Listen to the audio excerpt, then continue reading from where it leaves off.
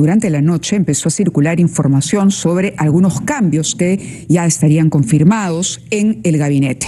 Como ustedes saben, el día de ayer se conoció que el presidente del Consejo de Ministros, el señor Otárola, le había pedido su renuncia a la ministra de Educación. La ministra de Educación había tenido una posición muy firme y contraria a la decisión que había tomado el Congreso para aprobar la incorporación de una cantidad importante de profesores sin el examen correspondiente. Para contar el cuento largo en corto y sencillo, el punto es que incluso dijo: vamos a observar la norma, pero parece que la presión del bloque magisterial pudo más, y a la hora de la hora al señor Otárola no le quedó otra que llamar a la ministra y decirle: señora ministra, necesitamos su carta de renuncia. Lo cierto es que a esta hora de la mañana, 8:09, tendríamos 4 cambios ya confirmados por RPP en el gabinete, en el sector educación, el trabajo, desarrollo agrario y en el Ministerio de Transportes y Comunicaciones. Esto no descarta que puedan haber más cambios. Sin embargo, es la información que podemos alcanzarles a esta hora y vamos, por supuesto, a seguir corroborando la información para poder dárselas a ustedes en el instante en que la corroboremos. Fernando, muy buenos días. Buenos días, Mávila. Buenos días a los que nos escuchan en la radio, nos ven en la televisión y nos siguen por redes digitales. Este tema del cambio de ministros es importante. No se trata de personas, sino de políticas.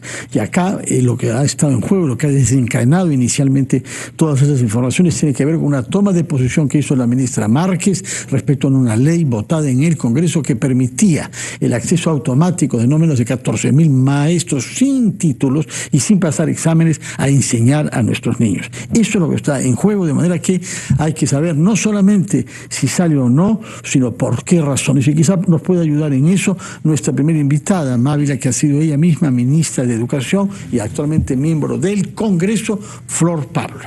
Muy buenos días, congresista, bienvenida. Buenos días, Mávila, Fernando. Buenos días. En principio, su reacción a lo que ha ocurrido el día de ayer por la tarde y bueno, aprovechamos también para preguntarle por los otros cambios que vendrían en el gabinete. Mávila, Fernando, mire, en este periodo del expresidente Castillo y la presidenta Boluarte, la ministra Márquez es la primera ministra que se para firme a defender una reforma. Durante este periodo se llevaron la reforma universitaria y no hubo ninguna posición firme de parte del Ejecutivo.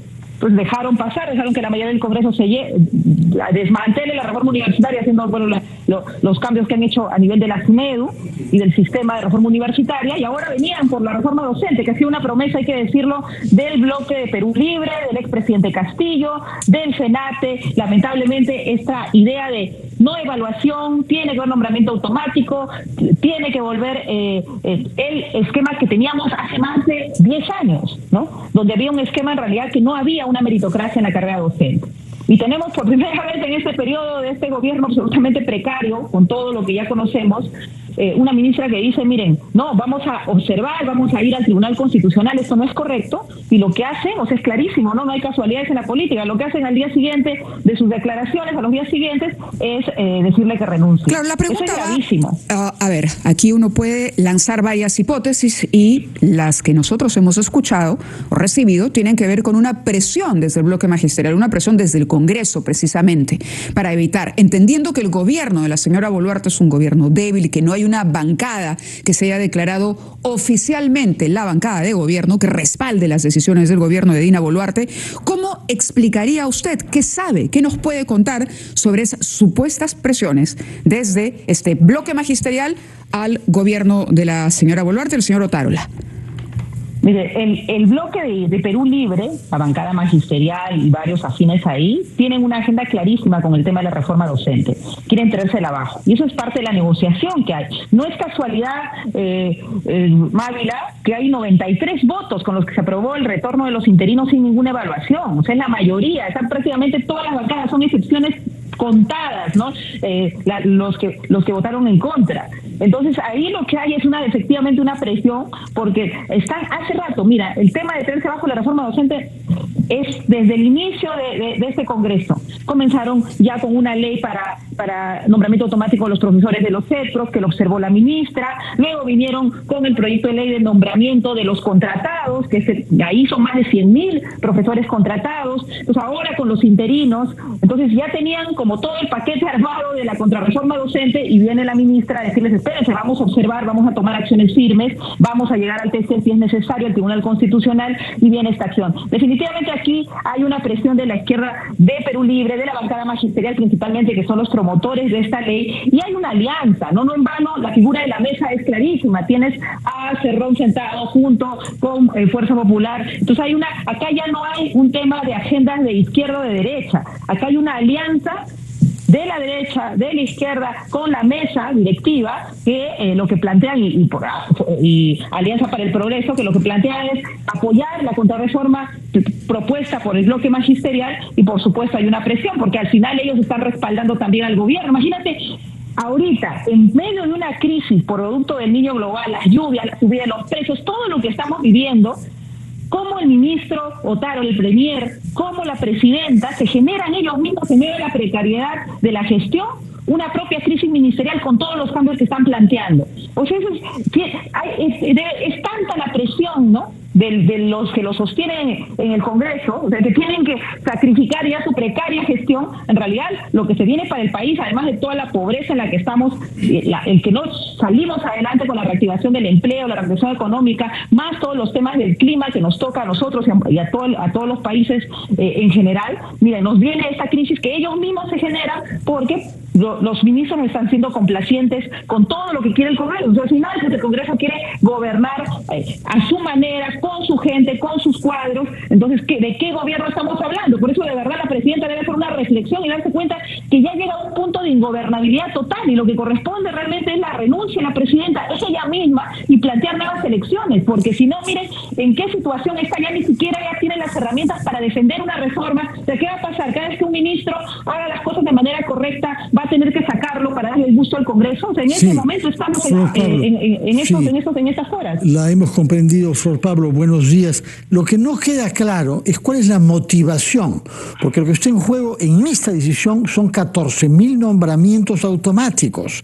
Por supuesto que eso significa una ruptura simbólica del principio de la meritocracia, simbólica y real para esos 14.000 casos. Pero ¿por qué es que este incidente puede dar motivo a una ruptura con una ministra, mientras que el Ministerio de Educación había venido siendo uno de los pilares de la política de este gobierno? ¿Qué ha pasado para que estalle una crisis a partir de 14.000 nombramientos de profesores? Ahí, Fernando, es más de 14.000. 14.000 es esta ley última que han aprobado, pero la anterior es más de 100.000 profesores. En realidad, lamentablemente, la mitad de nuestro magisterio son profesores contratados. Y esa ley también está ahí suspendida por una consideración que pedí, pero que sí, pues seguramente lo van a votar otra vez a favor. Y ahí la ministra lo que habían señalado es: mira, ninguna ley que promueva nombramiento automático lo vamos a dejar pasar sin observarlo y sin ir al Tribunal Constitucional. Entonces, estamos hablando en realidad de un desmantelamiento mayor. Nosotros tenemos la mayor cantidad de estudiantes en nuestro país en la escuela pública, cerca de 7 millones. Ese es el nivel de la afectación con este desmantelamiento de esta reforma. 7 millones de estudiantes que van a la educación pública, que merecen profesores que se esfuerzan continuamente, que se les paga mejor, que tienen evaluaciones. Esa es la carrera. Pero eso no quieren. ¿Qué quieren? Quieren ganar una base social. Aquí yo creo que los maestros, sea que están en el SUTEP, que sea que están en colectivos pro reforma docente, pro innovación, tienen que levantar la voz, porque estamos hablando de desmantelar una carrera que ha costado muchísimo, no solo al Estado, principalmente le ha costado a los maestros. Flor. Los maestros han tenido que entrar en una ruta de esfuerzo, de trabajo, de apostar por las evaluaciones, claro. Y creo que eso es algo que tienen que seguir. Y claro, acá lo que quieren es fortalecer el gremio, ¿no? Fortalecer el SENACE, fortalecer ese es el interés del bloque magisterial. Ese es el interés del bloque magisterial. Exactamente. Eso nos queda claro. El punto aquí es qué es lo que gana la presidenta. La presidenta, ¿qué gana? ¿Mantenerse en el poder por votos que podrían cambiar en una eventual moción de vacancia, por ejemplo? Así es, Mávila, es absolutamente precario lo que gana. Lo que gana es agarrarse con uñas y dientes del puesto, que no la vaquen, y continuar en un gobierno que, imagínate, ella misma se genera una crisis sacando a sus ministros, ¿no? A varios ministros que seguramente son incómodos a la mayoría en el Congreso, ¿no? en medio de una crisis, en realidad, alimentaria. Estamos viendo cómo está el tema de los precios, la gente lo siente en la calle. ¿Y qué estamos haciendo? O sea, ¿qué está haciendo la presidenta? ¿Darle el gusto a una fuerza, a otra fuerza? Al final va a tener que gobernar con los nombres que le dé el Congreso. ¿Eso es gobierno? O sea, yo creo que la presidenta tiene que hacer una reflexión y darse cuenta que ya no puede seguir así. Es insostenible el gobierno de esa manera. Ya quisiera yo que funcione. No sería mi primer planteamiento decirle eso a la presidenta, pero estamos llegando a un punto, no solo el tema de las muertes, de las protestas, que ya tiene una mochila bien pesada con costos de vidas, sino en este momento de viabilidad de su propio gobierno. O sea, ella ya no puede ni siquiera nombrar a los ministros, se los va a poner el Congreso. Cuando les moleste a sus intereses, el Congreso le va a decir, no, cámbiamelos. Y así, ¿qué posibilidad tenemos de avanzar? Yo creo que el gesto político, digno, ético en este momento de la presidenta es renunciar y plantear nuevas elecciones. Muchas gracias, Flor Pablo. Hemos comprendido su punto de vista. Recordamos que usted ha sido ministra de Educación, que es congresista ahora, y gracias por las explicaciones que nos ha dado sobre el punto específico, la ley específica en el contexto global de su análisis político. Muchas gracias y muy buenos días.